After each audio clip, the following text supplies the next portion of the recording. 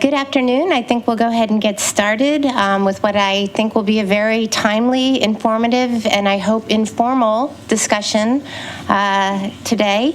The first to speak will be Bill Taylor, who will actually give you, I think, a perspective from the field, because Bill has just returned from being an election observer with NDI, where he was stationed in Kherson, which is a region of eastern Ukraine on the north border of Crimea. And I think this is a swath of Ukraine in the east that is very rarely reported on in the news, and I think can offer us very interesting insights into the effectiveness of Ukraine's counterinsurgency and political reconciliation efforts.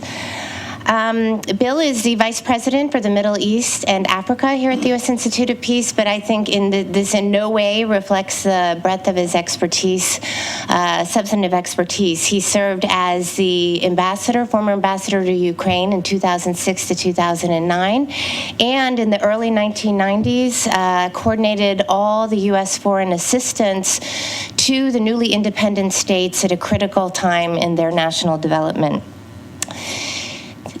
Bill will be followed by George Lopez. George will discuss sanctions and their effectiveness in terms of moderating Russia's policies in Ukraine.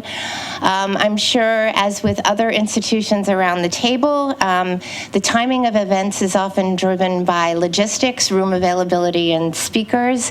But George, given the recent statements by Angela Merkel today with the G7 about their intention next week of discussing with Mr. Putin a possible another round of sanctions unless there's a de-escalation in Ukraine, makes me think that this was actually a very good day to have this discussion. And as you know, there is increasingly a very, very vibrant debate about whether Putin has blinked and whether his acceptance of the elections and their outcome and has been sort of a walk back, and whether sanctions have had a role versus the perspectives where this is sort of a strategic move that he has gained a lot from the incursions and that is in charge of his own destiny, and whether sanctions have in fact had any input. My name is Lauren Van Meter, and I'm the moderator of this panel. Both George and Bill have invited me to take a few minutes to introduce USIP and our work in this area.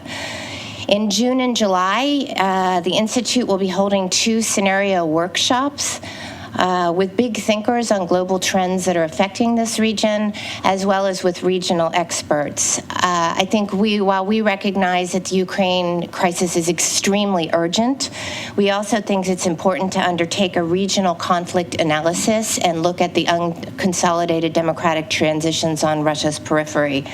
It's a really important time to understand what crisis perhaps might be next, and to look at these so-called frozen conflicts, which I think we would all agree are in fact very dynamic and have been made much more so by Russia's intervention in Ukraine. So we hope that this will result in a fresh look and a fresh conflict analysis of the region, and I'd be happy to discuss this effort with any of you guys after this panel discussion. So with that introduction, Bill, please. Lauren, thank you. Thank you very much, and thank you for joining us here today. Let's see, there are chairs up here, so please come. Please come up to the front. Please come join, yeah. There's even one right smack here, so. And as Lauren says, I would, and I'm sure I'm speaking for George as well, would love to hear your thoughts and your questions and your comments on this. We'll make this an informal discussion with Lauren leading. But this is a great opportunity for me to kind of bounce some ideas that occurred to me while I was in Ukraine a week and a half ago off of people who are interested in this. As Lauren said, I did observe the election on 25th of May. From Kherson, talk a little bit about that, but it was an opportunity to be in. I actually volunteered to go to Donetsk, but NDI didn't send anyone to Donetsk, and which was disappointing. But Kherson was, as Lauren says, kind of in the same category, and as such provides a very interesting example of what's going on in that part of Ukraine, I think. I come back relatively optimistic about Ukraine's prospects over time. There's some immediate challenges, which I'll talk about, but it's got some real assets, things going for it at this point, which I will also talk about. I would put one of the assets, and I will talk about this a little bit, the united international community response. The response of the international community has been pretty solid on this, and I'm very pleased to be sitting next to George Lopez, who is probably among the top experts on sanctions in this city, maybe in this country. We are very pleased to have George here at the Institute of Peace, but I'm very pleased to be sitting next to him to hear his thoughts about the effect of sanctions on Mr. Putin and Russia more generally. The challenges for Ukraine. The first challenge, clearly, is the Russians. The Russians in Donetsk, in Luhansk, are clearly causing the problem. I mean, let's be clear. These are Russians that are stirring up the issues, the problems, the controversy, the fighting in Luhansk and in Donetsk. We don't have to look very far. I mean, so there was a fighting a week ago at the Donetsk airport, during which separatists were killed. The next day, there were these, we've all seen the pictures, the stacks of red coffins going back to Russia. I mean, these are clearly Russians that are fighting in Donetsk and in Luhansk. These are clearly Russians who are leading, organizing, and equipping. We also see the pictures. It doesn't take intelligence assets to figure this out. The pictures of anti-aircraft weapons, of heavy armor. These are not volunteers. This is not a pick-up resistance. This is clearly the Russians causing the problem, and it's only in the two areas where the Russians are pouring people, units, equipment, resources across the border. It's only in those two oblasts, Luhansk and Donetsk, where there are problems, where there are resistance, where there's just, I'm not saying that they're not separatists. I'm not saying they're not Ukrainian separatists in that part of the country, or indeed in other parts of the country. And I'll talk a little bit about Kherson in a moment, because there clearly are. The Ukrainians have struggled with this question of separatism or of alienation from Kyiv for a long time. When I was there, Lawrence says I was there from 2006, 2009, we had the same set of issues. It's not a language issue, as probably everyone in this room knows, but it is a geographical reason. It is a sense of the eastward orientation of people, Ukrainians, ethnic Russians, ethnic Ukrainians living in that part of the country, living in the south and the east, as Lauren said. So the first challenge is clearly in Donetsk and Luhansk. It's clearly the Russians. Because it's the Russians, because there are units, Chechen units, other units, who are well organized and well funded, Mr. Putin, and this will get into the question about sanctions, Mr. Putin could stop this. He could solve this very quickly. He has some influence. This is a man, this is a Russian with some influence over what goes on. He could clearly stop the movement of these units, whether they are Russian military or pickup units or what. He could stop them going across the border. I mean, he does have control of his own border, and he hasn't. This is the problem. What does he want? Not clear. No one, I certainly can't tell you what's going on in Mr. Putin's mind. We all saw what he did in Crimea. We all heard what he said about who did what in Crimea. He and his Minister of Foreign Affairs, Mr. Lavrov, both initially said these are not Russian troops.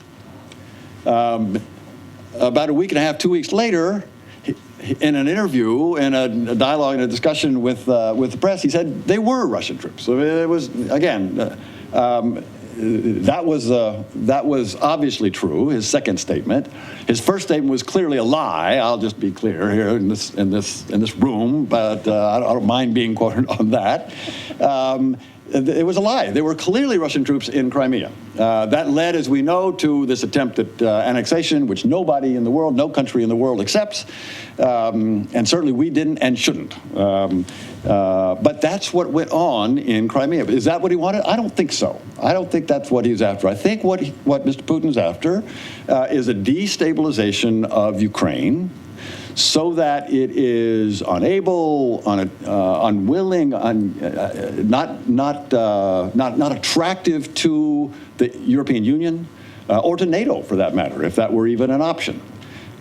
He has said, in so many words, that it's a sphere of influence that he wants, as if that were the rationale or justification or a reasonable approach to dealing with neighbors, a sphere of influence. That's no longer the case. We can talk about this at some length, but spheres of influence this is a concept that is gone. You can have influence with your neighbors, and you should have influence with your neighbors. I would argue that Mr. Putin's attempt to have influence with the Ukrainians has totally backfired. Mr. Putin has unified Ukraine, with the exception of the places where he has flooded his people in and Russians in, that is, with the exception of Donetsk and Luhansk. He has alienated and unified the Ukrainians. So let me tell you a little bit about Kherson, which is a microcosm, one oblast in the south, as Lawrence says, just north of Crimea, but west of Donetsk and Luhansk. This is an oblast that the Russians, after they attempted to annex Crimea, tried to move troops into. So the Russians tried to send their little green men that they sent into Crimea up into Kherson, as they have done successfully in Donetsk and Luhansk. They tried to do that in Kherson. In Kherson, the people, the Ukrainians there, resisted this. They actually resisted the attempts on the part of the Russians to kind of organize the same kind of separatism that they have organized in Donetsk and Luhansk. They tried and failed in Kherson. That's an interesting point, because Kherson was pretty much like Donetsk, Luhansk, Kharkiv in terms of the political orientation up until that point. Kherson voted very reliably for President Yanukovych in both previous elections, in both 2004 and in 2010. Luhansk, of course, did, and Donetsk did. Kherson also voted for the Party of Regions in the parliamentary elections in 2012. The party that came in second to the Party of Regions in 2012 in Kherson was the Communist Party. I'm just giving you a sense of what Kherson is like, what the politics of Kherson have been in the past. So the Russians could be excused for thinking that they might be able to do in Kherson what they had done in Crimea, very pro-Russian, and in Donetsk and Luhansk. But they didn't. They failed. The Russians failed in Kherson. And when we got there, this was a real surprise. So we got there a couple of days before the election. The election, of course, on Sunday the 25th. We got there on Friday, and amazingly, after 2 months, month and a half of all of this turmoil in Luhansk and Donetsk and in Crimea, just to their south, the Ukrainian patriotism, and they were not embarrassed to call it this, the Ukrainian pro-Ukraine flavor and attitude and demonstrations was surprising to me. Again, there is a strong pro-Ukrainian You fly the Ukrainian flag, wear the Ukrainian shirts, the embroidered shirts. You get a lot of that in the western part of Ukraine, and people who've been there will know what I'm talking about. That was, but not in Kherson, not in the east and the south. And so to see the Ukrainian flags, the blue and yellow flags, flying from lampposts, from being displayed in like 3 on each car that goes by, and having these large Ukrainian flags hanging off of apartment balconies, this was not what one would expect in a oblast in the south and east of Ukraine. But that's what was going on. That's what was going on at the end of May, based on what had happened in Luhansk and Donetsk and in Crimea. The other thing I noticed, by the way, when we first arrived in Kherson, our hotel was right across from the governor's office, big square, as there are in a lot of Ukrainian cities, a big square where up until about a month ago had stood, as in a lot of Ukrainian cities, used to be, a big statue of Lenin. In many of the Ukrainian cities, across, in particular in the west, but also in the center and in Kyiv, what the Ukrainians call Leninfall, not to be confused with rainfall or snowfall. This was Leninfall, and the Leninfall had hit strong, had been heavy, if you will, in the west and in the center, but the Leninfall hadn't gotten to the east and to the south. But after what had happened in Crimea and Donetsk and Luhansk in March and April, in May, this Leninfall had spread, and the statue of Lenin in Kherson had finally fallen. So this was a very different flavor, very different set of politics in Kherson that we arrived in. This can't be what Putin expected. This can't be what Putin had anticipated with the invasion. That's why I say that he has unified. He had no trouble unifying the West of Ukraine, but to have this kind of pro-Ukrainian unity in an oblast like Kherson is remarkable. I found remarkable. I'd be interested in your thoughts on that. So to get influence, if that's what he's after, he had the opposite effect. I mean, he scared them and he unified them. So I think this is the very interesting lesson of Kherson. Sticking with the challenges, there's Russians in Donetsk and Luhansk, but I think we should really keep in mind that the attempt to annex Crimea is still out there. And Ukrainians that I talked to in Kherson, I talked to in Kyiv, have not forgotten about Crimea. Crimea is still part of Ukraine as far as they're concerned, and it's still part of Ukraine as far as the United States government is concerned. We should act in that way. We can talk about that. Second challenge, after the Russians, is corruption. And now, anybody who has been in Ukraine or in similar places over the last 2 decades will agree with me, I suspect, that corruption is a major problem that needs to be dealt with. It's a problem that has been recognized, talked about, complained about, hands wrung about for 2 decades, and nothing much happened. There was an expectation after the Orange Revolution, 2004, 2005, that this would usher in a new Ukraine, a new opportunity to clean out the corruption that had followed in the post-Soviet time, but it didn't. It continued, and so that's a big issue that Mr. Poroshenko is going to have to deal with right at the time. The biggest element of corruption, as far as I'm concerned, is natural gas. In terms of the dollar or the hryvnia magnitude or the ruble magnitude of the problem is natural gas. And the gas coming in from Russia gets imported by, some cases by middlemen. Some of the middlemen have been extracted. Mrs. Tymoshenko, when I was there, actually extracted Rosukrenergo out of that middleman. But still, there are people who have access to low-price gas who sell it high.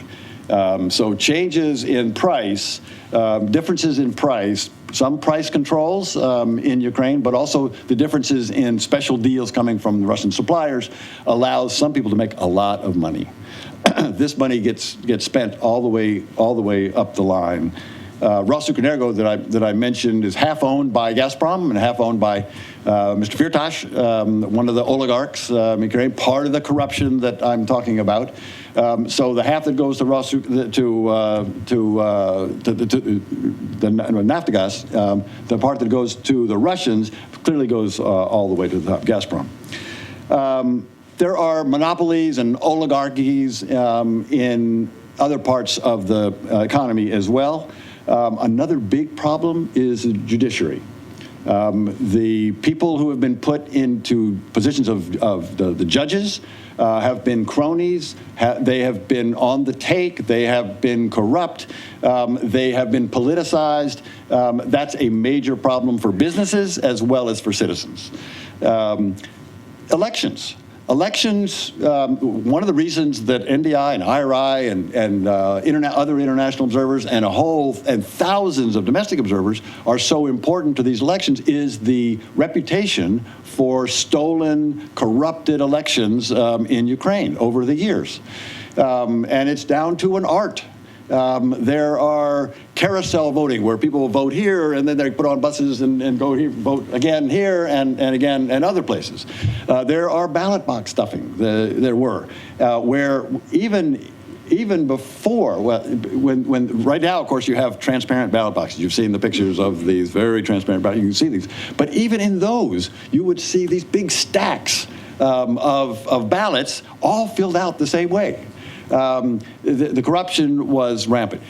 This time, there were no complaints, virtually no. I mean, there are virtually no complaints by the candidates. And this election in 2 weeks ago, on May 25th, there were no complaints from the competitors, from the various 18 people running for president about any of that kind of stuff.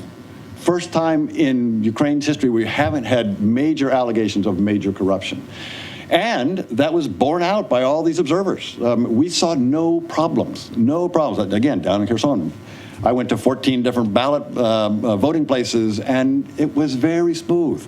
The attitude was great. The representatives from each of the parties, each of the candidates, were sitting there watching. There was nothing to observe. These people were eager to talk to these foreigners who would come in and sit down and talk to them because they couldn't find any bad things going on.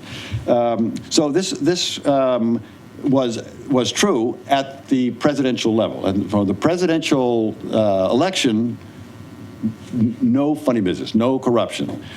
However, I got back up to Kyiv after the election, the day after, and talked to a friend of mine who had run for one of the city council seats in Kyiv. This young man I'd known when I was there, amazingly idealistic and energetic. He's part of Ukraine's future. This is a young man we're going to see. He was running for a city council seat in a small little part of Kyiv called Podil, actually, it's a section of Ukraine down near the river. And in a very poor district he represented. He knew that his opponent, one of his opponents, was buying votes. He knew it because he wanted to represent, his constituency was very poor, very poor. He told me he hoped that his constituents would take the money from this opponent and then vote for him. And a lot of them did. But he told me at that time they were still counting the votes there by the time I got back on Monday. He said he was 5 votes short and then 10 votes short, and in the end he was not elected. I only say this because even though the presidential elections were clean, the mayoral elections in many of the cities, I'm sure, were the same way as this local election that I just described. So there's still that problem of corruption that I have to do. There's one more challenge that I'll mention. There are many, but one more challenge is this economic reform. So the Ukrainian economy is in terrible shape for all the reasons that we've talked about, in terms of corruption, in terms of interference from abroad, but also just years of mismanagement. Everybody saw the pictures of Mr. Yanukovych's mansion. That's just a small indication of the enormous amount of money that had been stolen from the Ukrainian government and stolen from the Ukrainian people. Economic reform is going to be necessary in order to improve that corruption that I've already talked about, but also to restructure the problems that Ukraine faces. And they are low natural gas prices, so that one big reform that the IMF is already asked for is an increase in gas prices. That's going to be painful. So Mr. Poroshenko is going to have to come in and raise gas prices, natural gas prices. This is going to be politically very difficult. He has to do this. This is a major challenge. And let me just say a couple of quick words about assets, because I really want to hear about the sanctions that George is going to talk about. One asset I've already described is international support for Ukraine. Ukraine's assets, one of the biggest ones, is support from the international community. The IMF has already signed an agreement, one of the conditions of which, as I just said, is some painful economic reforms. The G7 is united, even as early as late and as repeated again as today. A strong condemnation of the Russians, a strong support for Ukraine from the G7. The UN, again, the Americans and others mobilized a vote in the Security Council. Security Council voted 13 to 1. So even the Chinese didn't support the Russians in the Security Council. They then took it to the General Assembly, and it was 100 to 10, condemning the Russians for what they've done. So the international community has united in support of Ukraine and in condemning the Russians for what they've done. Ukraine is now a priority. I will tell you that there are some advantages to being in a country that is not on the front pages every day. And so this was okay with me. While I was in 2006, 2009, there were problems, there were issues. The president did visit at the time, the vice president visited, the Secretary of State visited, but it was not the attention that Ukraine's getting now. Ukraine now gets phone calls from President Obama. President Obama is taking this very seriously. Vice President Biden's going to be there for the inauguration on Saturday. This kind of priority is intangible but very important for Ukraine. It's clearly an asset. Another asset is the spirit of the people on the Maidan. Now, they didn't represent every part of Ukraine, but they represented a lot of Ukraine. There were people on the Maidan from the east, as well as a whole lot of people there from the west. And that spirit is holding Ukrainian politicians to very high standards. This young man that I mentioned who was unsuccessfully, who ran for the city council, he was on the Maidan. He started off in a kitchen, slicing bread and buttering it and getting it out to the people who were manning the barricades. He then moved up and actually led a group of young men without weapons, but organized to defend themselves. So there's that spirit of both idealism and energy and an intent, a determination to hold accountable these new politicians. So I put that as a real asset. Finally, in terms of assets, unity. So Mr. Poroshenko, on a Sunday ago, on the 25th of May, won at least a plurality. He won every oblast that was allowed to vote. I bet he would have won in Donetsk and Luhansk because the polls would indicate the same thing. They weren't allowed to vote in most cases. There were some that did vote in Luhansk and Donetsk in the outer parts, not in the cities. But in every other oblast, Kharkiv out in the east, Kherson, 49% of the Ukrainians voted for Mr. Poroshenko in Kherson, and the next highest was 12% for Ms. Tymoshenko and Mr. Tihipko. So Mr. Poroshenko has unity. This is the first time in Ukraine's history that didn't have to go to a runoff. It's also the first time that one candidate won strong support in the West, and the same candidate won strong support in the East. So this unity is something that he has now, should take full advantage of. It won't last. So this is an opportunity he's got. Last asset is sanctions. George is going to talk about that. My view is they've done some work. They've had some success. My view is also we should keep them on. We should not talk about any resets or reconciliation with the Russians as long as they're in Crimea, as long as they clearly did disrupt the elections. More sanctions ought to be put on, in my view. The sanctions ought to be extended to sectors of the economy. George is the expert, he can talk about this. While I was in Ukraine, I had a map on my wall that was put out by Freedom House. I don't know if we have any Freedom House people here today, but we do. So Freedom House map, very useful every year. They put out this map with different colors of free, partially free, not free. The whole time I was there, 2006, 2009, Ukraine was free. It was the only former Soviet Union part of country that was free, other than the Baltics. The Baltics, of course, are a separate category. When Mr. Yanukovych came in, it went back to partially free. It went from green back to yellow. They have the opportunity. This is my bottom line, this is what I started with. The Ukrainians have the opportunity to go back to free.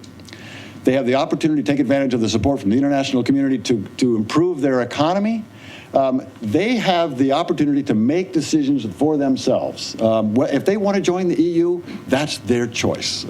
It's not Mr. Putin's choice. It's their choice. If they want to join NATO at some point, they don't today, I suspect, but if they should, that's their choice too. It's not for us to say. It's not for the Russians to say. It's in the first instance, for the Ukrainians to say, and that's what they will have the opportunity. NATO then members get a chance to have a view on that as well, and they did before. But this is an opportunity, I believe, for a new Ukraine, a reborn Ukraine that has an opportunity to make it into Europe. So I will stop right there, and back to you, Laura. Very good. George, I think I introduced your topic, but I didn't introduce you. At the beginning, George Lopez is USIP's vice president, and he leads our Academy for International Conflict Management and Peacebuilding, which is USIP's education and training arm. But as Bill noted, is an international expert on international sanctions, on smart sanctions and their effectiveness, and in fact has been a critical advisor to the United Nations on their sanctions regime in Iraq, as well as writing vastly on sanctions and counterterrorism. So George, with that, I'll turn it over to you. Thank you, Lauren, and thank you, Bill. I just want to note that I'll give up 2 minutes of my time at the end because I want the first question of Bill about one of the things he said. With all due respect to those of you who come to ask good questions. And you have one for me, so we go bounce.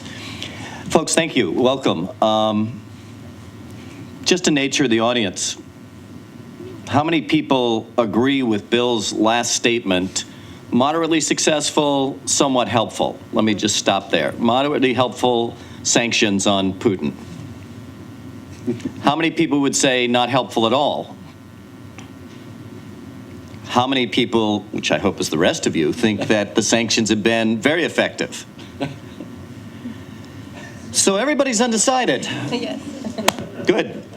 How many people on Bill's second point think that sanctions ought to be increased? Okay. How many people think they ought to stay the same? How many people think they ought to be taken off? That undecided realm. Excellent. Thank you. I want to talk a bit about the nature of these sanctions. I don't want to bore you to tears with data, but I think from my point of view, two things to start with. Remember that sanctions are a political economy tool for a larger policy. One of the dilemmas the U.S. and the international community has had for a long while is we have imposed on the tool a heavy burden to carry the bulk of the policy. If not, in some cases, the longevity of sanctions has made it the policy against a particular country.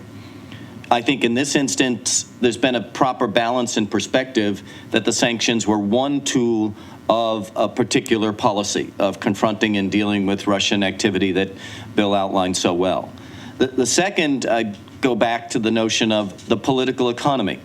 That is, as a sharply focused tool, which this one is, because the bulk of it is financial targeted sanctions against both individuals and corporate entities, and especially banks, that dynamic gives you the economic clout and the impact that you'd like. That is, they're working if you look at the economic indicators, but because it's a political economy to sanctions, you can have economic impact, maybe even economic effectiveness, but not have the desired political economy or the desired political results. And those of us in sanctions would say, not the desired political results today, because we think these are long-term dynamics that take a while to work through, and often sanctions' slight slowness in producing the political results leads to a dynamic and flow in both the target and the imposer that begin to change the conditions over time, so that that which you had hoped happened within 3 months can't happen within 6, and then the whole configuration becomes much more complicated to achieve what the targeted sanctions set out to achieve. In many respects, the coalition, as I'll put it, the Western coalition sanctions on the Russians is both the best and the worst aspects of this dynamic of the political economy of sanctions.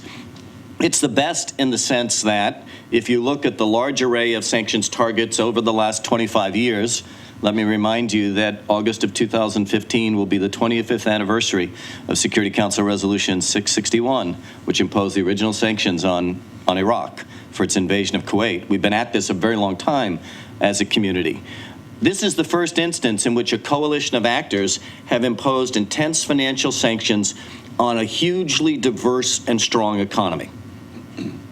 One would say, well, you know, South Africa was a strong economy. No, nothing's like what we've tackled in trying to deal with having a political economy influence on the Russian economy. Another way that this is one of the best. I'm often fond of saying that sanctions are supposed to not only enrage the target, but actually engage the target. And one of the things that I think has been distinctive about this, and we see it unfolding right today in Brussels, is this is one of the highest degrees of communication between imposers and target. And not only target in a national sense, that is, we're not talking third-level bureaucrats sitting down and negotiating whether you ought to take off the trade embargo. We're talking the very leaders who imposed and the very leader against whom these are levied, even though he's not named directly in the sanctions, but his support system is. They're also the worst of sanctions in a number of respects. Because of the global diversity of an economy, you can hit hard on the financial sector and then see how far that takes you. But as happened almost the day after the first U.S. sanctions were issued, people said, come on, if you want to have bite, you got to go to the energy exports. You got to go to the energy sector. And what about extending the list by 34 individuals in every Russian bank instead of this mechanism? So if you're a believer in the data which long-term shows that sanctions are most effective that are hit hardest early, you're saying we've done these incorrectly. If you're the believer in the slightly minority view that says because sanctions are a bargaining strategy and a tool of coercion, what you want to do is always retain the leverage and ratcheting up event. You want the quid pro quos. You impose on the basis of a series of offenses, make very clear why these are the targets and why you've gone to this particular mechanism, in this case financial, to punish or constrain or influence the decision makers. And then you become very clear. This isn't where it ends. This is just the beginning. And the psychological dynamic in this political economy is meant to convey, next move is yours.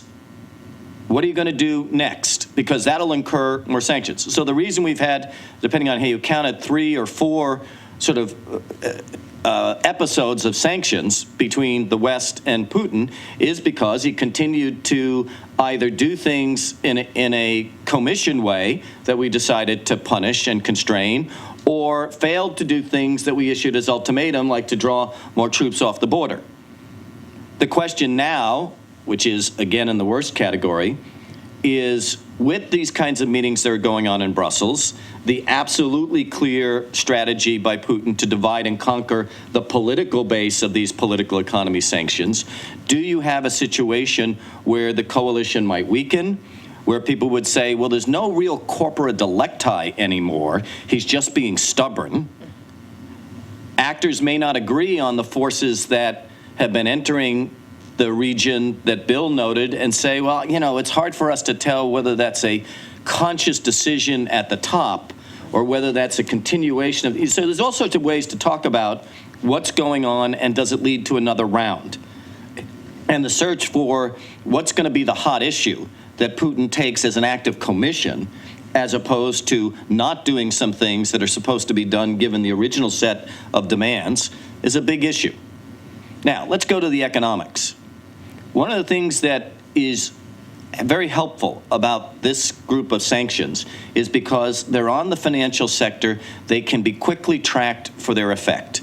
In the old days of trade sanctions, too long to figure out real impact of trade, various ways to undercut the system. But when you're talking about locking down bank assets, you're talking about freezing the financial accounts of the big movers and shakers of an economy, when you're talking about doing away with the system by which major financial actors like MasterCard and Visa do their business, you're going to have an immediate impact. And I think the data is pretty clear and undisputed.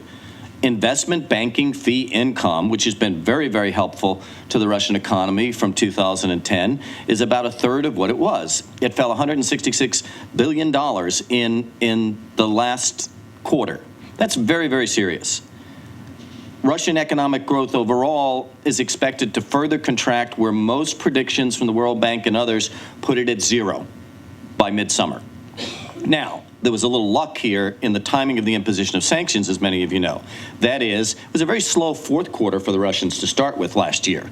But they had said, look, it's a slight adjustment to the dynamic of what we're doing with infrastructure investment, and in particular, Putin's own reassertion of certain controls of the economy, that we're expecting a big bounce. And here's why we're expecting the bounce. Well, in the areas where they thought they would expect the bounce, we've cut off the right financial sectors.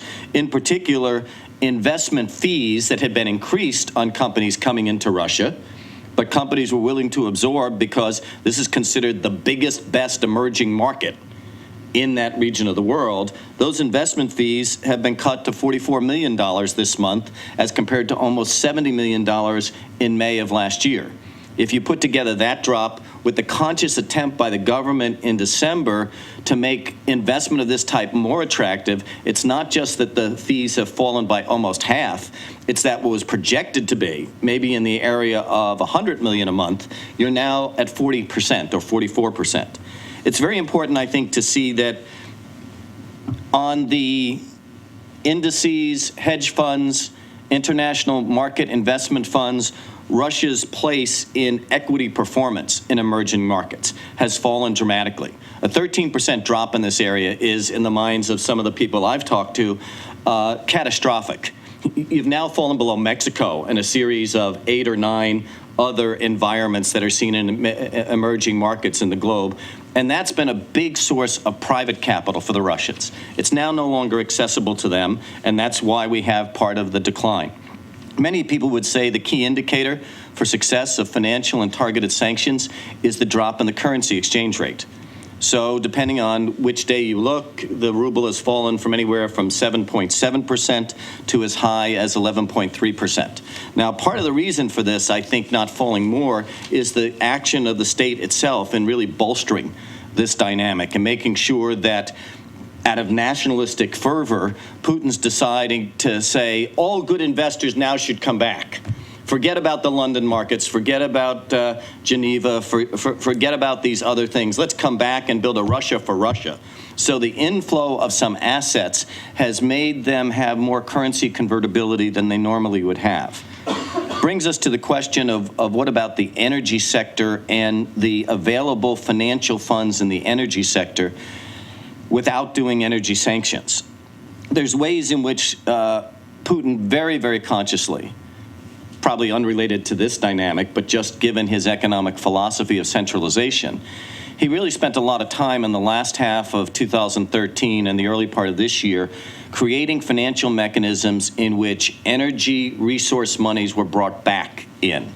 And a lot of time courting, as many of you know, some of the big oil firms to invest to really upgrade material product and put particularly Russian ability to explore in the worst regions the deepest kinds of reserves. So part of the reason he brought some of the capital back was to create a more favorable condition in which the investors would realize there's such a good base and cornerstone here of doing long-term work in the energy sector, we're going in. Not just based on rate of return promises, but on the basis that the Russian economy itself had been putting money into this.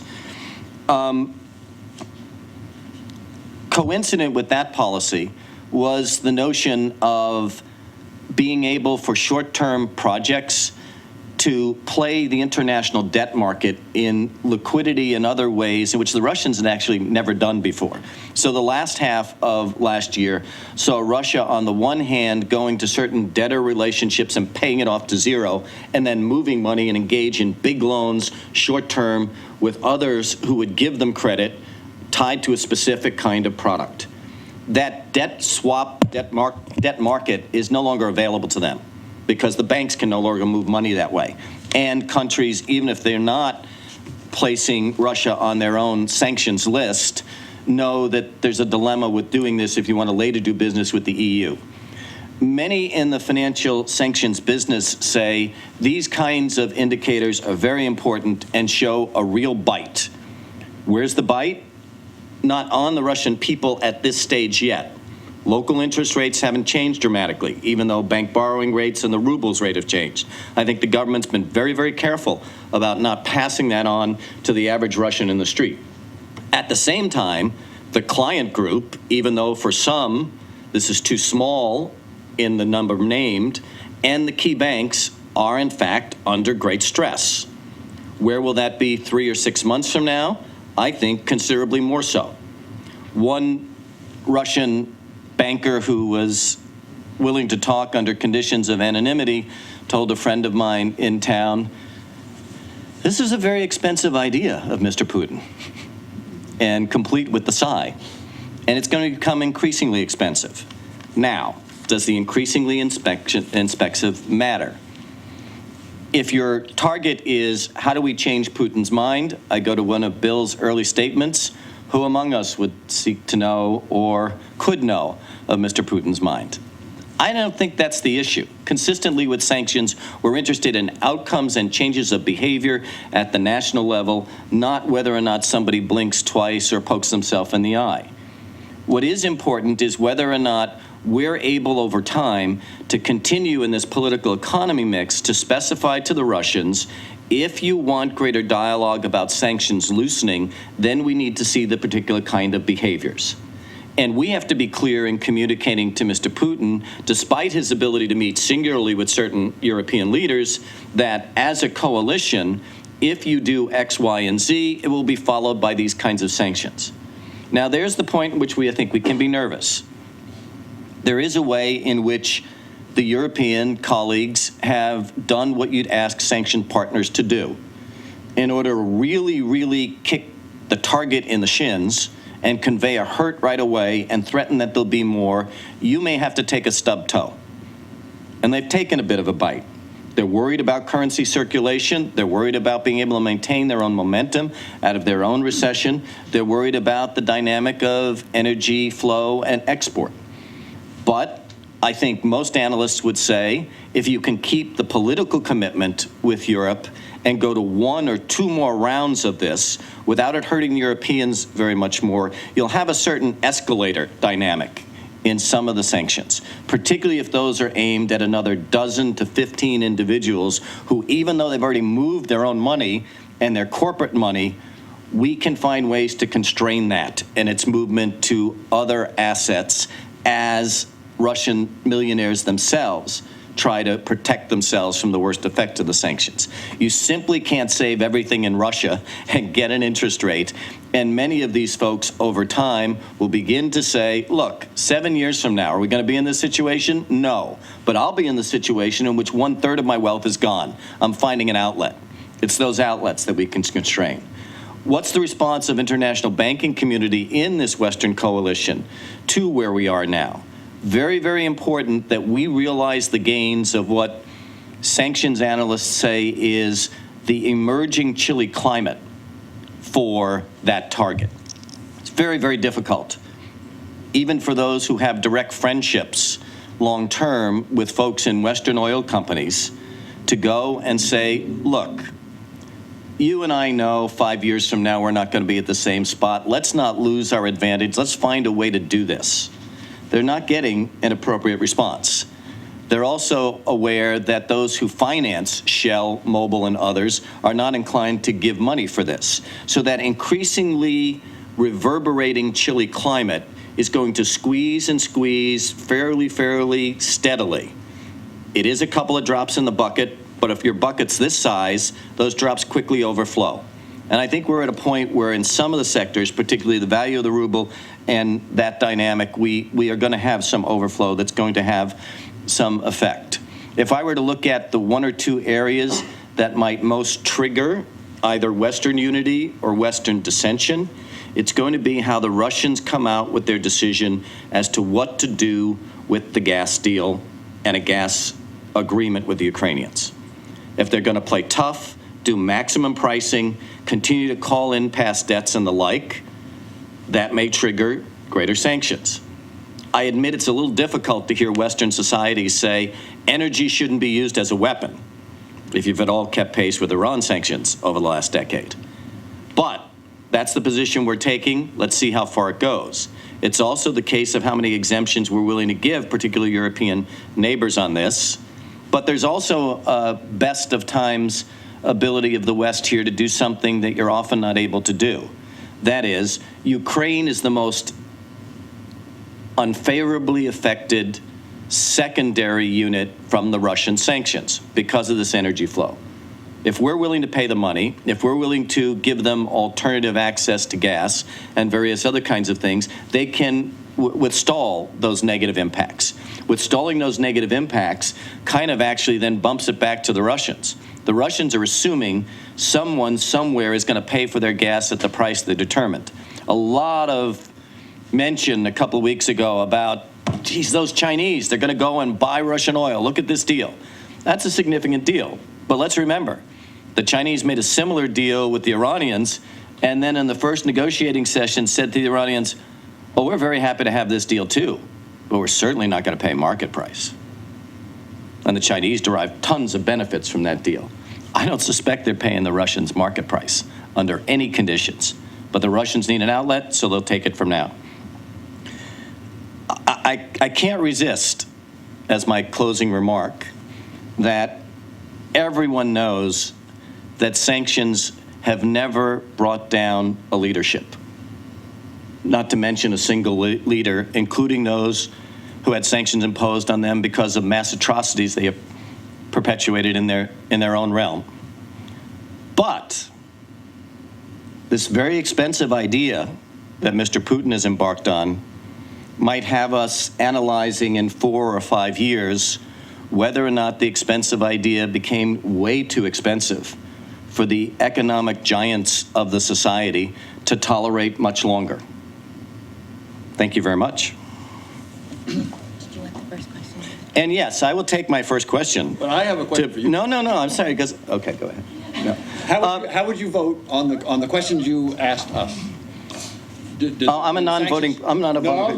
No, I think I made very clear. I think sanctions are having their tailored and focused and reasonably good impact. Good. And would you extend them?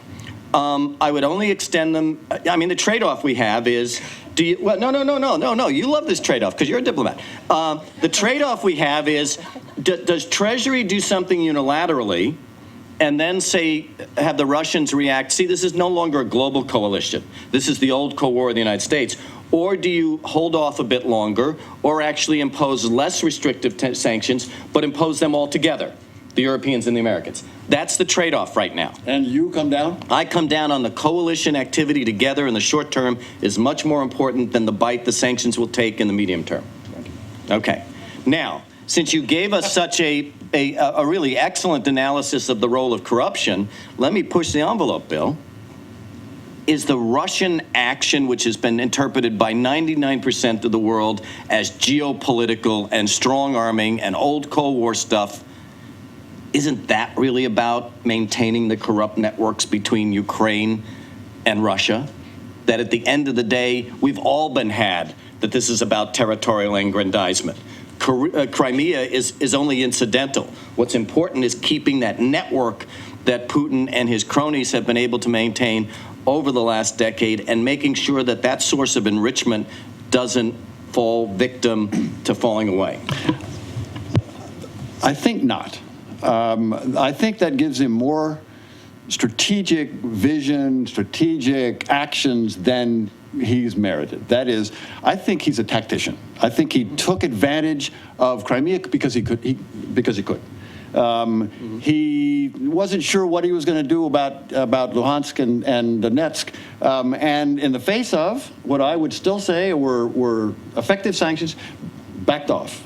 So I think it's real tactical, not strategic. The only strategic thing is he doesn't want Ukraine to leave his sphere of influence and go into Europe, either in the EU and much worse into NATO. So I don't think it was driven by these long-term corrupt connections. But that's my view. I disagree.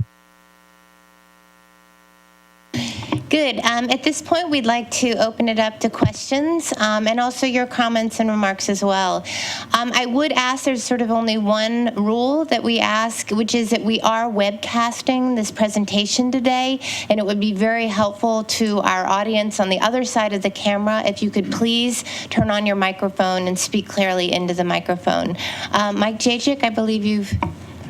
Yes, thank you very much, Lauren. Mike Jajic's working on a book with George Lopez on illicit power structures. So I want to follow up on his comment, with which I certainly agree in terms of the influence of the relationships between oligarchs in Ukraine and Russia. However, there's another interpretation in that if a kleptocracy in the Ukraine could be overthrown by the people of the Ukraine, then Vladimir Putin, who runs a kleptocracy himself, would also be vulnerable to being overthrown. So his, one interpretation of his actions are simply self-preservation, and by taking the action that he's done, the rhetoric that he's wrapped his action in of protecting Russian national interest or Russian nationalism has rallied the people of Russia behind him. I wonder, Bill, whether you think that the two together, and of course that has to do with our reaction because we've targeted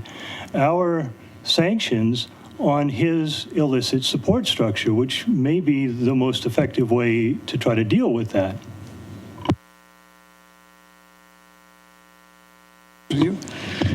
Mike, a great question. So I will leave to George to answer the question about the illicit power structures and whether or not he does agree with you on that. On his overall strategy, again, I don't believe that he had this in mind as his goal.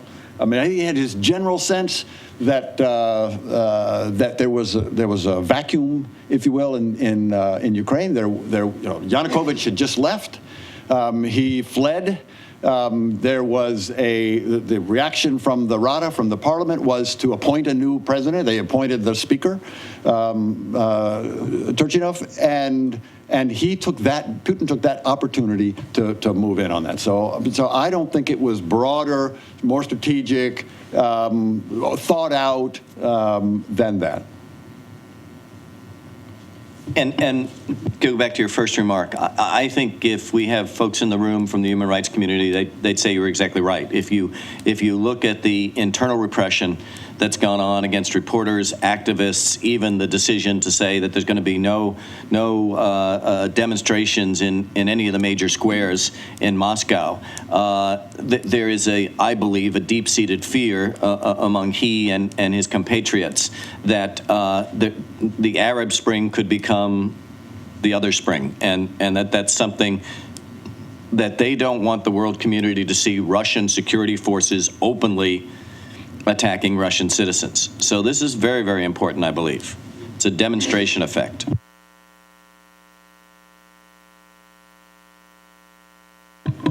Yeah, I had a question. Sorry, could you identify yourself? Sure. My name's Catherine David. I did a Fulbright last year in Ukraine and in Odessa. And I'm currently working for the Holocaust Museum and starting a PhD in Russian history in the fall. And my question is about how, we spoke about how Putin's goal was to kind of destabilize Ukraine and use the protests as the opportunity to do that. But in some sense, I mean, hasn't he succeeded in the fact that this panel has mostly been about Putin's goals for Ukraine as opposed to the Ukrainian people's goals for Ukraine? And, perhaps if Putin weren't involved at all, the U.S. would really not have any interest in Ukraine or care what the outcome of the protests are. No, very fair question. And if I focus too much on, or predominantly on Putin, then that's my mistake, because I intended in my remarks here to talk about Ukraine and its future and its new possibilities, and how the people of Ukraine, as evidenced by this little part of Ukraine in the south, I flew into Odessa, by the way, and then had to drive in order to get over to Kherson. But how that demonstrates that there is a resistance to this Russian one, and that unity, even in the south and the east, is something that is encouraging, that gives me optimism on this thing. So I would say yes, it is about Ukraine. It's what I ended with, which is the hope that Ukraine would be able to make its own decisions on the EU, eventually own decisions on NATO or other alliances, own decisions on how it develops economically, politically. Those are the kinds of things that we're talking about. However, you're exactly right when you talk about the focus of Ukraine. It won't last. And so Ukraine's going to have to take advantage of this 15 minutes of fame to get some things done.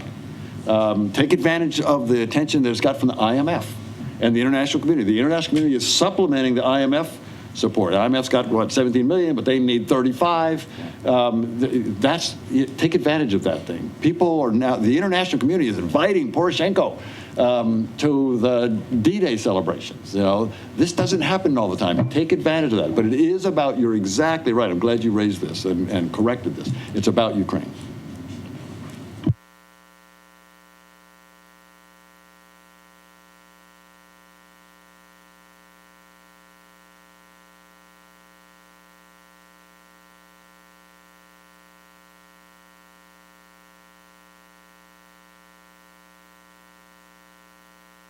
Speak. Okay. I have two questions. Having dealt with sanctions in the Balkans, and I would argue that countries in the Balkans are still dealing with the negative consequences of those sanctions. And when you talk about affecting business interests, for example, what we saw in terms of the established financial elite and business elite during the time of Milosevic and the wars in the former Yugoslavia, most of those people are still very wealthy, actually became extremely wealthy during the sanctions period. It changed a little bit when politics changed, so when the ruling powers from that time shifted, lost power, the opposition came, their numbers contracted a little bit, people were sacrificed, but for the most part, they're the same people. What gives you a sense that these sanctions will produce a different effect on this political elite that you're trying to affect? It seems to me this is like a business opportunity for them. It's just a different way of thinking. Instead of placing money in transparent ways, you're going to be placing them in ways that aren't transparent. which create greater problems in terms of trying to build stability in the region, but specifically for Ukraine. Secondly, it seems to me, listening to you, there's one big piece missing in this analysis. And if I was a decision maker, especially in Europe, I'd want to see this part of the analysis. How much is this going to cost Europe? Because they're the ones who are going to pay the bill. And if you weigh this and you look and you say it's going to cost X amount to the Russian economy, it's going to cost Y to the Ukrainian economy, and we haven't heard what it's going to cost the Ukrainian economy, and I'd like to hear that. Because it's going to cost the Ukrainian economy something. What is it going to cost Europe? And then does the benefits in terms of what may happen in terms of a political effect get outweighed by what will happen economically? Thank you. Those are just excellent questions. Let me try to be as concise as I can. I think your analysis of the Balkans dynamic is right on point. One of the things we in the sanctions community hope we learned from that situation is that those most powerful hit by sanctions early that are in the government are likely to be able to maximize their control over the sanctions busting operation and be able to put themselves in a situation in which they can maximize their gains when sanctions end. But that's conditioned by what level of rule of law and what level of further financial asset capturing would happen after the sanctions. That is, you could lift sanctions in certain areas that help the new government do business, but still keep sanctions on certain other groups that, in fact, are undermining the process because they're interested in the corrupt economy. Rule of law is their last friend. Democratization's their last friend. They want this system to be oiled in their direction. We were naive in the downturn of the sanctions, and I think there's a number of mechanisms that are now in place to make sure that, and to even think ethically about what our responsibility for post-sanctions environment is. That doesn't mean that any of this is going to be perfect, but the Balkans example is the case that keeps hitting everybody in the face. So I'm very glad you mentioned it. You know, I haven't done the calculations, but I think you're right. We're in a comparative cost dynamic, and again, both on the politics and the economy. Russia, Ukraine, the United States, the EU. And also EU, United States, Ukraine in terms of aid flows, in terms of changing trade preferences, and any number of other dynamics. The bet here, as was the bet with Iran under other conditions, is that the shock effect that our economy or the Europeans will have to absorb will, in fact, be pronounced for a while, but not nearly as pronounced on their side. So in the race for who gets hurt more, they cry uncle first. This is always a bet in targeted financial sanctions. We'll see. George, do you want to talk a little bit, though, about the impact of sanctions on Ukraine and its economy? I think that was your third. Well, you're looking at a couple of different levels. One, what was the ability of the past administration before the first changeover to attract lots of financial flows into Ukraine, particularly in terms of real cash investment? I would say because of the corrupt linkages as well as the national linkages and the decision to do heavy investment in areas like Ukraine with a reasonable population, reasonable skills, and real resources, that this was going to be a fertile ground for further investment. So if one uses the economic indicator, what investment monies and production and growth now doesn't happen over the next 3 years because of the sanctions, it's a serious cut. And this is why aid from the West and the IMF is really, really critical. The second one is, a la your Balkans question, if there was that boom economy 3 or 5 years from now, how much of it is tied to increasing the position of Ukraine on the corruption index? Everybody's happy, everybody's healthy, there's a trickle-down money that works, but this is a sham. And at some time, it's going to fall into each other. And some of the protests originally in the street, in my mind, were to turn over a corrupt system and to figure out a way in which you could do this as a reasonable country under reasonable conditions and get back to the freedom dynamic that Bill talked about earlier. So I think there's a situation in which you can say, with all sensitivity to the Ukrainians, you know, things are going to get worse before they get better. But the better is a better on a political side and an economic side and a long-term side that we hope would be worth the damage and hope that your friends stay beside you. That's very, very critical that the friends stay beside them.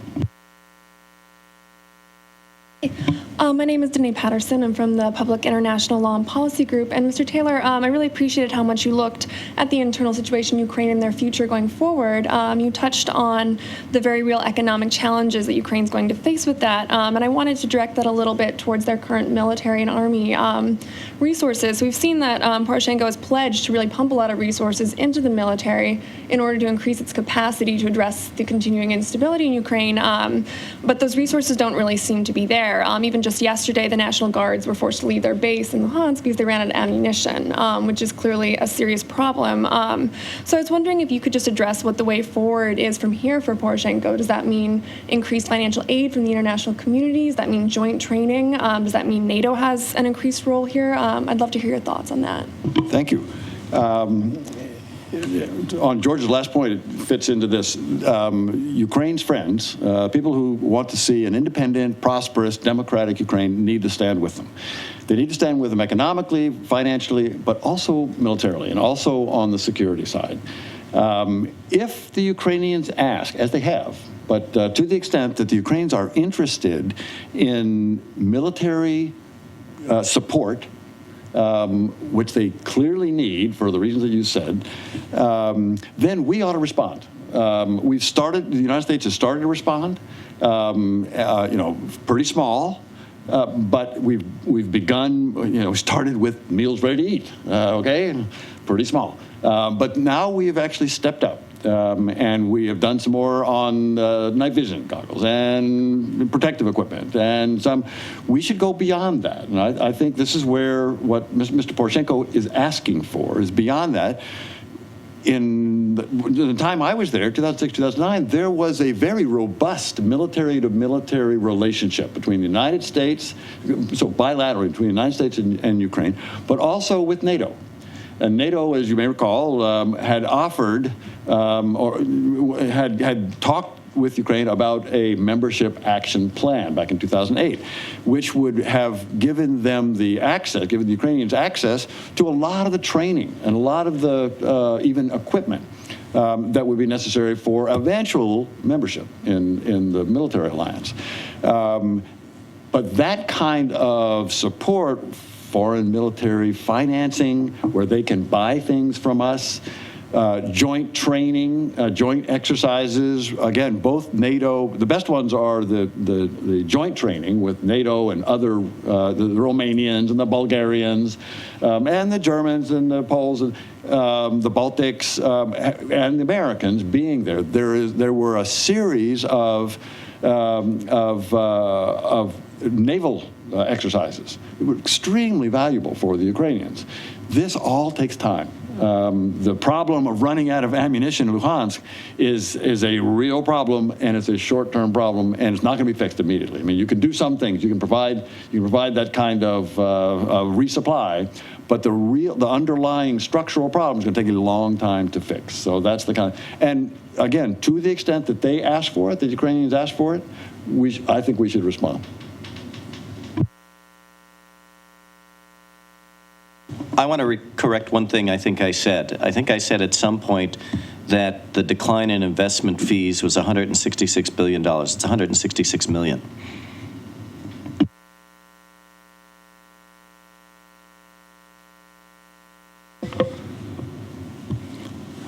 Hello, gentlemen. Appreciate your comments today. My name is Stuart Gallagher. I work over on the Ukraine Communications Task Force. Just to give you a little background on that, it was set up about 10 weeks ago in response to the Russian aggression that was taking place against Ukraine, specifically the propaganda side of the House. It's an interagency organization that was put together to address that issue. We've seen some tremendous, I guess, an I/O capability and campaign on a scale that is pretty much unprecedented. It's pretty much weaponized information on a level, like I said, just unprecedented. So the question really is, we found it's our contention that the U.S. government at this point in time is not really equipped to engage a threat at that level, just across the board. What are your thoughts going forward? And I guess it's twofold, because number one, what is America/the EU's end in that area, specifically to Ukraine? Are we looking for it to be stable? Are we looking for it to be a EU member? Are we looking for it to be NATO? And I've been asking folks around the State Department as I've been working over there, what are we looking for over there? Because that's going to define a lot of what we do going forward. And then secondly, what are your thoughts on putting together some sort of an organization to be able to deal with this in the future? Because I don't think it's a one-off. This is not we're just going to mess with Ukraine right now and then we're going to move on. This is a regional and a long-term effort and something that's going to require some significant policy behind it. But moving to a policy of that nature requires some decisions made at some very high levels and reframing the paradigm that the Russians are now our friends.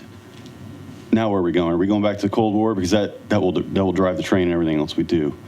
Does that make sense? Okay, thank you. It's a good question.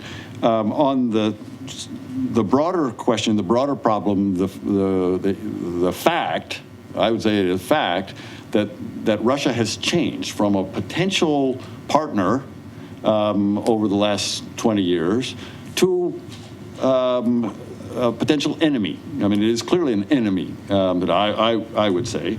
It's not a partner any longer. It's clearly not a partner. It has violated all of the commitments that it has, all the standards, all the norms that we've been living by, certainly since the end of the Cold War, but I would even say since 1945.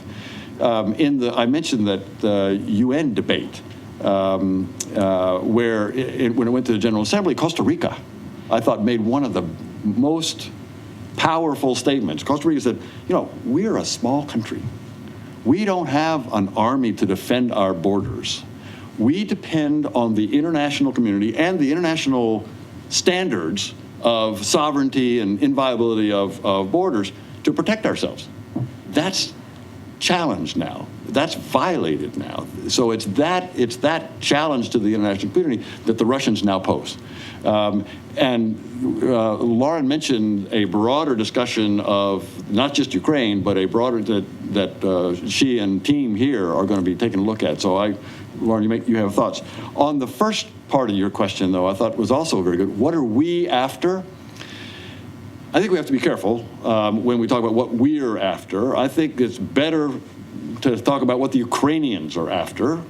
And what we're after is to give the Ukrainians the ability to make that choice. We can't make the decision for them. You mentioned membership in the EU. You mentioned possible membership in the NATO. If they ask for it, same way as we talked about in terms of the military support, if they ask for it, then we should support them. That's their decision. Now, there will be people who say, oh, no, you can't let them join NATO because that would upset the Russians. Well, the heck with them, or other words to that effect. I don't think that's the consideration. I think the consideration is exactly what we said. Allow the Ukrainians to have the choice on that. The end should be a prosperous, democratic Ukraine that can make its own decisions, that will integrate as it will into organizations that it wants to. But Lauren, you bring up. I'll just add a little bit of, and Viola, you can too, about some of our thinking in terms of the regional perspective.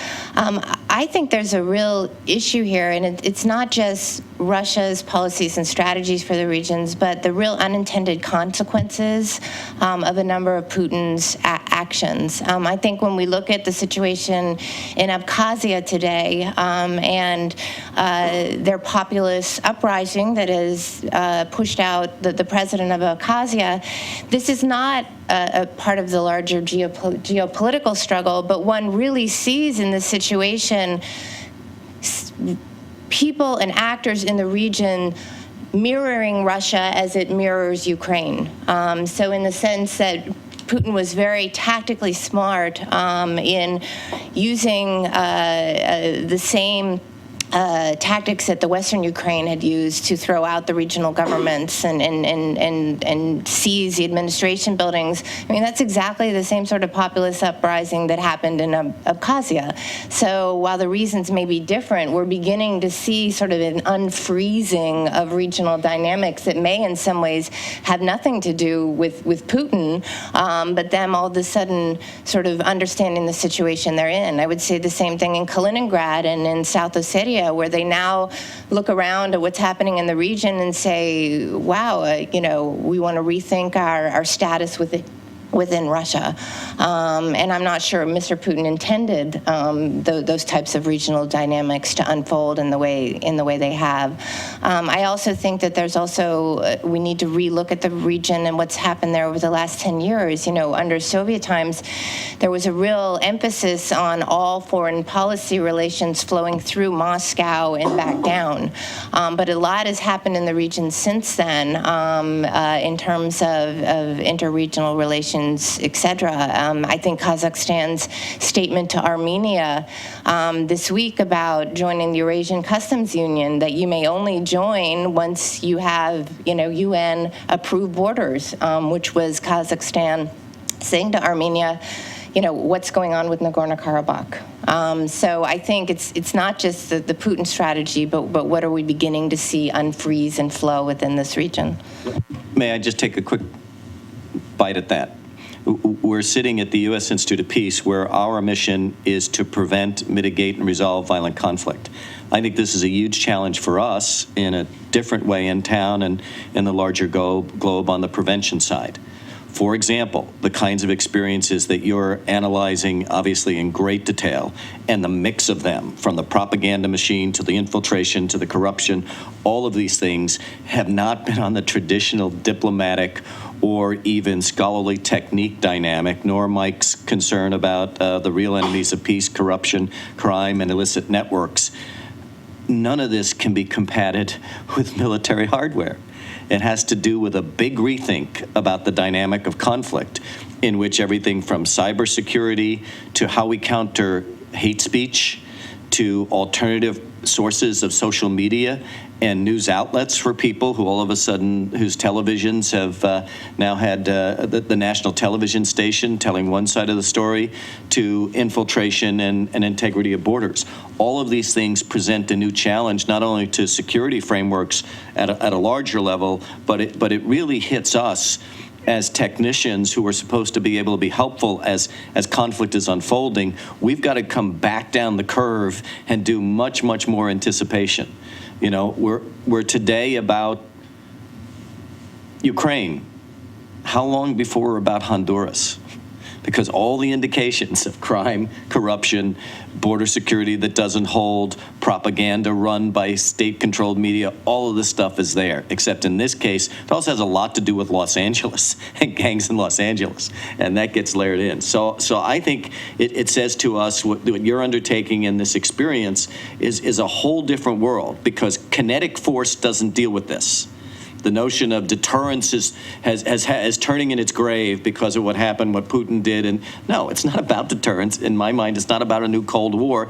It's about a new framework and a new tapestry of threats to security that, when mobilized by forces with bad ideas in mind, can lead them, at least in the short term, to do what scoundrels have done for ages, to win in the short term. The question is, what's the gap between their winning in the short term and our ability to get countering corrective devices that reinforce the dynamic of security, freedom, and free enterprise?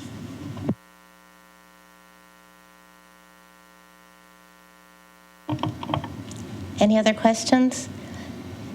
Then, if you don't mind, in the last 5 minutes remaining, Bill, I actually have one, which is, you mentioned the many, many challenges facing the current regime in Ukraine, but I'd like to hear a little bit more about the post-electoral politics in Ukraine.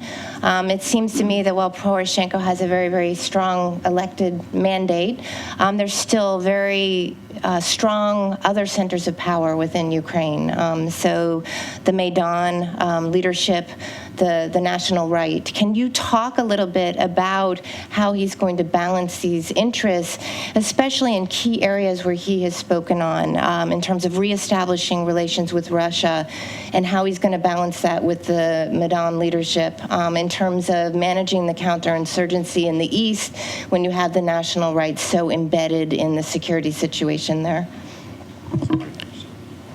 Yeah, an excellent question, Lauren. Thank you. So the politics of Ukraine today are up in the air. The Maidan is, as I mentioned, as you just mentioned in your question, is a strong force. I think it's a positive force. It's not 100% positive because there are some concerns. So Mr. Klitschko, the new mayor of Kyiv, suggested at the outset, this is an indication of the kind of politics that's going on there. He suggested that, okay, it's about time now, I think, to clear out the Maidan, so we take down the tires and and the folks on the Maidan who are still there, and everybody who's visited Kyiv in the past 2 months has visited that place, they said, Mr. Klitschko, wrong. We're staying here until you convince us that you're going to do what you've promised to do and that we've demanded you do. So it's not entirely under control on the thing, but on net, I think it's a positive force. The right sector is indeed currently overrepresented in the government, in the cabinet of Mr. Turchinov, who hands over the presidency day after tomorrow to Mr. Poroshenko. But his cabinet under Yatsenyuk, who may stay, does have several members of the right sector who were well represented on the Maidan. And who were also very aggressive on the Maidan. I mean, these were the people who actually took physical risks and pushed back violently against the regime of Yanukovych. So they are now represented in the cabinet. They got 2%. They got 2% in this presidential election. And that's both of the parties. This is the right sector and Svoboda. Got together less than 2%. So they will presumably not have cabinet positions in this next cabinet. So now, on the other hand, you've got the Party of Regions, totally discredited. So Yanukovych ran to Russia. The Party of Regions put up Mr. Dobkin, who, I don't know, got maybe 3 or 4%. Somebody will know how many percent he got, but it wasn't much as the Party of Regions. Mr. Tihipko, who had been Party of Regions, left them, and he got 5 or 6, 7%. So Party of Regions is just not a force any longer on that. So I think, and of course, then you also, this is interesting, very interesting, you've got Mrs. Tymoshenko. You got Yulia Tymoshenko, who ran, got what, 13% or so. I'm sure she was very disappointed in that. She's rethinking her role, but when I was back in Kyiv on Monday and Tuesday after the election, her people, I didn't talk to her, but I talked to her people, they say she's still in the game, and she's still going to be talking about a referendum on NATO, which is probably not the best time to have this at this point. She's talking about a visit here, so people in this room may have an opportunity to host Mrs. Tymoshenko when she comes here, if she's still in this game. But my only point here is the politics are going to be unsettled. Poroshenko has an opportunity now to not force through, but to kind of get consensus for strong measures. Some on the economic side is going to do, some on the security side that we talked about. Dealing with Russia. There is no one in Ukraine, almost no one in Ukraine, who doesn't think that you have to have a relationship with Russia. That is not going to be controversial. The question is under what circumstances, what kind of relations and what kind of negotiations, gas prices, gas volumes, ownership of pipelines, all those things that have been wrapped up in the things that Mike Dages was asking earlier about in terms of these corrupt linkages are still there, and he's got to deal with them. Poroshenko's got to, so he's got enormous challenges. Comes back again to what George said. He needs support from the international community. He can probably develop, at least in the short term, support for internally. He doesn't have his own party. He's a small little party called Solidarity, but he's now linked up with the UDAR, with Mr. Klitschko's party, UDAR, which also means punch in Ukrainian. So he's got the building blocks on this thing, but the politics is going to be very interesting to watch. So those of you who are going to study this, study Ukraine, not Russia so much. Okay, Very good. Our session today is over, but I do say all of you should have cards on your chairs to talk to us about how you felt about this event. These cards are actually very important for us, and they're taken very seriously. So we would appreciate you taking just a few minutes to fill them out as you leave and to put them up on the counter as you go. And we should probably at some point think of a little reward perhaps for doing this. But again, we would really appreciate your help with that. Thank you.